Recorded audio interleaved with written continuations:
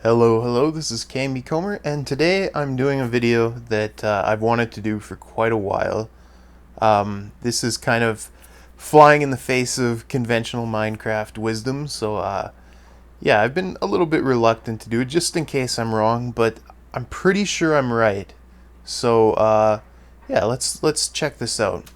So yeah, I'll preface this by saying if you notice any problems with any of my reasoning in the following video, please just let me know and I'll gladly redact it, but I don't think that there's any problems with it.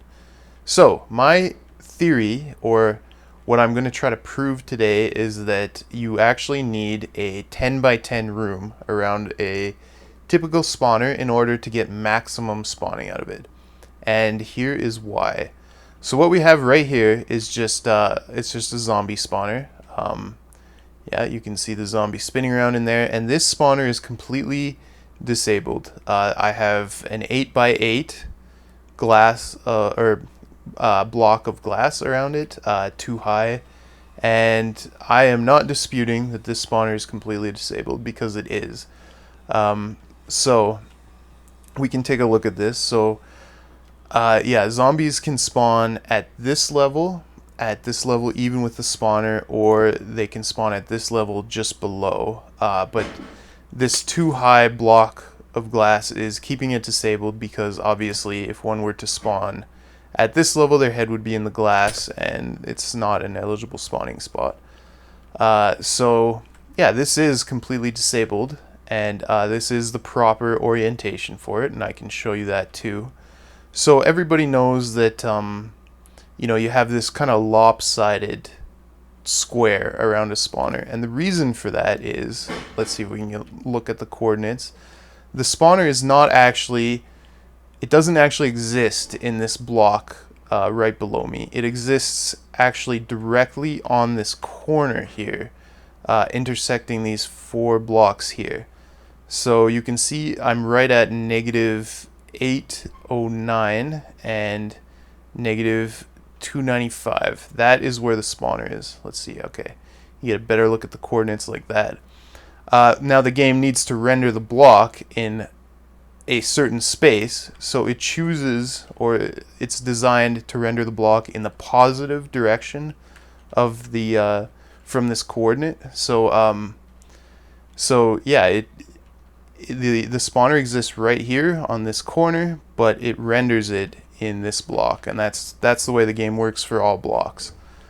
So what that means is that you know, you have 4 blocks diagonally in every direction from the spawner, but it looks like there's only 3 in this direction because just because of where the block is rendered. So if we imagine the spawner right on this corner, we have 1, 2, 3, 4. 1, 2, 3, 4, 1, 2, 3, 4, and 1, 2, 3, 4. 4 blocks diagonally in every direction. And I can show you that this is the proper spot for the square around the spawner just by creating kind of a little spawning area in the corners for mobs. So we have this close corner here, and we can kind of break this out, and we should get mobs spawning in there. Except that it's too bright now. Let me change the time back. Okay, middle of the night, and I'll drink a potion of night vision so we can keep a good eye on everything going on here. And I'll break out this corner too. And we'll just wait a minute here. I might speed this up a little bit. Okay, so we got one in the further corner away. So that seems to indicate that this spawner is set up correctly, and you know, you can check on my coordinates as well. This should be to getting more negative, yeah. So we're going more strongly negative in this direction, and in this direction we're going more strongly positive. So you might ask why, after all this, I think that a spawner needs a 10 by 10 room to spawn, and the reason comes from one specific line in the wiki, and you know, I can post it on the video here, and I'm just going to tab out to read it to you. So we have on the wiki for monster spawners, it says, note that while mobs are spawned at fractional x and z coordinates, i.e. not aligned to blocks, they are spawned at an integer y coordinate.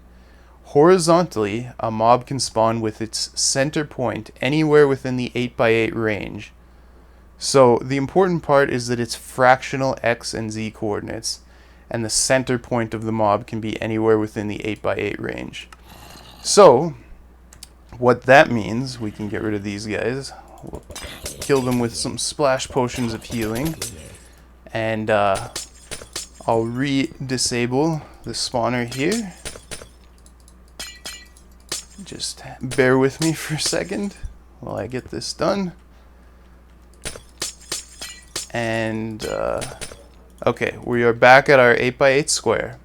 Now what this means is that a mob's center point could be, you know, right at, say, whoops, the spawn mob's center point could be right, like just a fraction of a full block inside here. So what this means is if you had an 8x8 room with walls right outside this disabled area, and a mob attempted to spawn with its center point right here, say, that it would not be able to spawn because these solid blocks on the outside would prevent it. And I can show this effect by adding some glass panes on the outside. So I will replace every second block here with glass panes, and this allows mobs to spawn with their center point just outside the edge of the glass pane. We're still within the 8x8, but we're using some half-width blocks in order to show this effect. Now, I've done some playing around with this, and I believe that, you know, I've watched it for a while, and I strongly believe that if I just left it like this, I would not get any spawns. And the reason is I think that the spawner still requires, you know, a starting block to start to spawn the pack from. So each of these blocks in the eligible spawning area is still disabled. And the reason that causes a problem is because it never tries to start spawning even though there's eligible spawning area. So the way I can kind of fix that is to give it some eligible spawn spots here underneath. So in each corner I am giving it one block where it can spawn. So yeah. Oh, well, that guy spawned inside.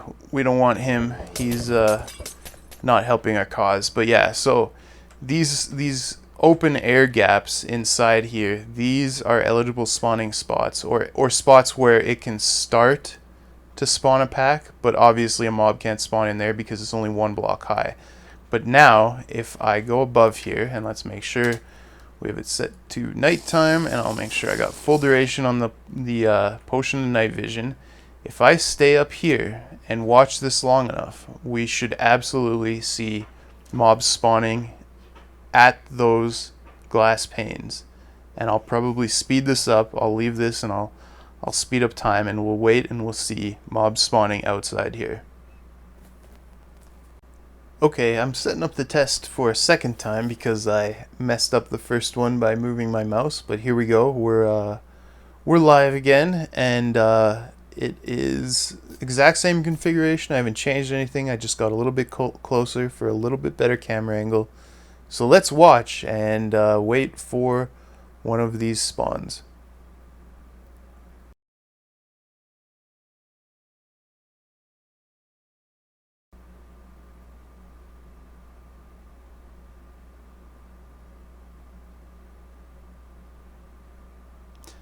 Well, there you saw it. That didn't take very long at all. We got one zombie spawning right here, outside these glass panes, right in this gap. And the only way he can do that is by having the center of his body pretty much as far to the outside as possible. So I am going to set up one further demonstration. So this would be an 8x8 room. I am going to set up a mock-up of a 10x10 room with, hey, there goes another one on the other side. set up a mock-up of a 10 by 10 room, and I'll show you that we can get zombies spawning outside the 8 by 8 square on every side. So we'll cut here and I'll be right back. Okay, we're ready for another test, and this will just be probably a long-ish time lapse. The chances of mobs spawning outside the area marked out here are not great, but it is high enough to make a difference. So what I've done here is I've put glass panes on the entire outside of the spawner here, and we still have those 4 air gaps in the corner. You just saw one flick in and out of existence there. So that can cause the mob spawning to start. And yeah, we have just the 4 sides zoned out here, and they can't cross to another side. So I am going to get ourselves set up above here. I'm going to turn off my UI, and I'm going to turn the difficulty to hard, and then we will sit and watch and wait in a time lapse for a zombie to spawn on each side. So we'll do that now.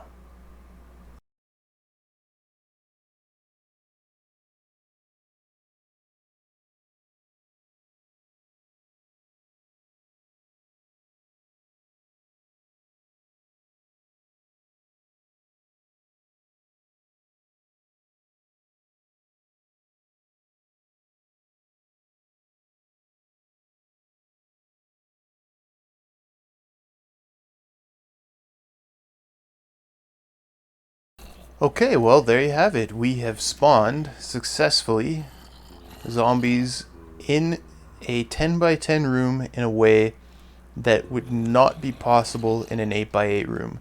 So you can see we have 1, 2, 3, 4, 5, 6, 7, 8, 9, 10. It is a 10 by 10 room, and if we had enclosed the spawner in an 8 by 8, none of these zombies would have been able to spawn. So I don't know. I think that's about all the proof I need. I can't find anything wrong with this line of thinking. It really seems like if you want to maximize spawning space from a spawner like this, you need a 10 by 10 room and not an 8 by 8. Of course, there are a couple drawbacks to it. One being, you know, a water flowing 7 blocks, 8 including the source block, really works nicely with an 8 by 8 room. It's taking up more space as a 10 by 10. It can be harder to consolidate certain mobs, such as blazes from a blaze spawner.